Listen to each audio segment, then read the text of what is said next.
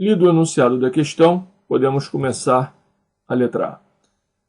Determine no esquema da folha de resposta, traçando as linhas de construção apropriadas, as imagens dos pontos A e B da seta produzidas pela lente L1, cujos focos F1 estão sinalizados, indicando essas imagens por A1 e B1, respectivamente.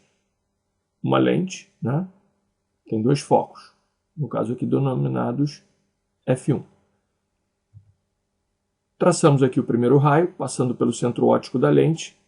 O raio, quando passa pelo centro óptico de uma lente esférica, né, ele não é desviado. Então, mantém a mesma direção de propagação que tinha. Traço um outro raio, que entra paralelo ao eixo principal da lente.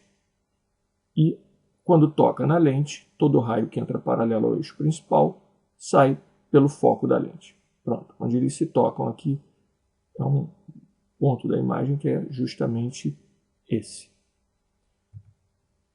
Fazendo a mesma ideia agora para esse ponto B, né, do nosso objeto, que é a seta de cabeça para baixo. O raio vem, passa pelo centro óptico da lente e continua sem mudar sua direção. Faço outro raio que entra na lente paralelamente ao eixo principal. Quando toca na lente e atravessa, sendo ela uma lente convergente, né, acontecerá a mesma coisa que aconteceu com esse raio. Convergerá para o foco. E esses raios se cruzam aqui. Desse modo, podemos chamar esse ponto de A1 e esse ponto de B1. Agora, a partir dessa imagem, que se tornará o objeto da lente L2, nós construiremos a imagem fazendo esse raio, ainda sem colocar a lente, já já eu digo porquê, e esse outro raio. A nossa lente estará exatamente nessa posição, onde eles se cruzam, que é o centro óptico. Com isso eu quero mais uma vez chamar a atenção para o fato de que, traçando um raio que passe pelo centro óptico, esse raio seguirá como que não houvesse nada no caminho. O centro óptico de uma lente não desvia o raio de sua direção original. Essa distância é de 90 centímetros. Observe que cada quadradinho vale 5 centímetros, uma vez que esses dois valem 10. Temos aqui 1, 2, 3, 4, 5, 6, 7, 8, 9, 10, 11, 12, 13, 14, 15, 16, 17, 18. 18 vezes 5 dá 90 centímetros.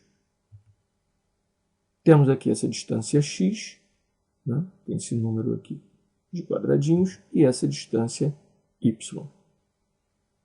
Vamos usar em breve essas duas letrinhas aqui para obter o que ele pede. Ele pede a determinação no esquema da folha de resposta, traçando as linhas de construção apropriadas, a posição onde deve ser colocada a lente L2, indicando tal posição por uma linha vertical com o símbolo L2. Isso nós já fizemos. Nós fizemos graficamente. Vamos agora obter a mesma informação algebricamente. Por semelhança de triângulos, aqueles dois triângulos que lá estavam, onde o x e o y valiam como alturas dos triângulos, né? Eles eram semelhantes, uma vez, basta você olhar lá, que eles têm um ângulo em comum por serem opostos pelo vértice, e os outros ângulos, os ângulos da base, eles têm o mesmo valor, respectivamente, uma vez que, pela propagação retilínea da luz, o princípio de propagação retilínea da luz, e esse raio luminoso cortando o centro óptico, como já discutimos, ele não muda a sua direção de propagação, e considerando que eles tocarão em duas verticais, portanto, paralelas entre si, eles formarão ângulos alternos internos iguais. Desse modo, sendo semelhantes os triângulos, podemos dizer que x está para 25, assim como y está para 50. São os tamanhos das verticais nos triângulos, né, que seriam as suas bases, tanto a relativa à altura x, como a base relativa à altura y, sendo 25 e 50, respectivamente.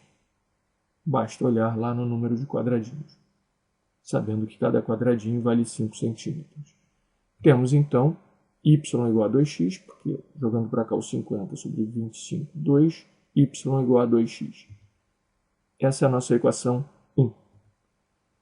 Da figura, temos que x mais y é igual a 90, isso está lá indicado, basta você voltar no slide anterior que você verá. Essa será a nossa equação 2. Substituindo 1 em 2, nós teremos x mais 2x, né? Uma vez que y vale 2x, substituímos aqui, né? Usando a equação 1 na 2. X mais 2x igual a 90, 3x igual a 90, o x vale 30. Com x valendo 30, o y vale 90 menos 30 igual a 60 centímetros. Encerrada a letra B. A letra C pede que a gente determine a distância focal f2 da lente em centímetros, traçando os raios convenientes ou calculando-a.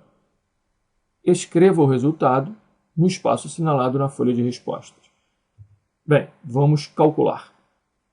Essa é a equação de Gauss, onde 1 sobre a distância focal é igual a 1 sobre a distância do objeto à lente, no caso aqui lente, né? Mais 1 sobre a distância da imagem à lente. Conhecemos a distância do objeto à lente, que é o x, basta olhar lá na figura, e conhecemos a distância da imagem à lente, que é o y. Estamos nos referindo à lente L2. Portanto, falamos em foco f2, distância focal, né? f2. Podemos, então, obter 1 sobre f2 igual a, tirando o MMC aqui, 2 vezes 1, 2, mais 1, 3, né?